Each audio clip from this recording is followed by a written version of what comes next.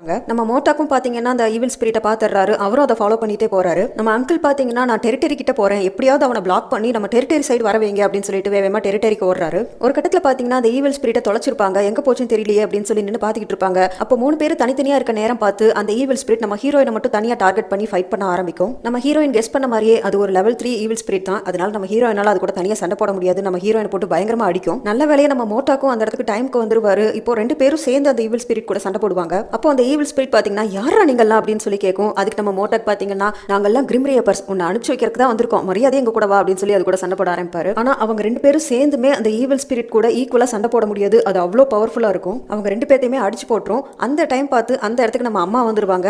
அம்மாவை பார்த்தோன்னே அந்த ஈவில் ஸ்பிரிட் என்ன நினைச்சதோ தெரியல, அங்கிருந்து எஸ்கேப் ஆகி ஓட ஆரம்பிச்சிடும். நம்ம அங்கிள் பாத்தீங்கன்னா இங்க டெரிட்டரிக்குள்ள ஒளிஞ்சு நின்று வெயிட் பண்ணிக்கிட்டு இருப்பாரு. அந்த ஈவில் ஸ்பிரிட் இவங்க எதிர்பார்த்த மாதிரியே அங்கிருந்து தப்பிச்சு இந்த டெரிட்டரி சைடு தான் ஓடி வந்துகிட்டு இருக்கும். நம்ம மோட்டாக் வந்து அதுக்கிட்ட தனியா சண்டை போட்டுறாதீங்க, நாங்க வர்ற வரைக்கும் தயவு செஞ்சு வெயிட் பண்ணுங்க அப்படின்னு போன்ல சொல்லுவாரு.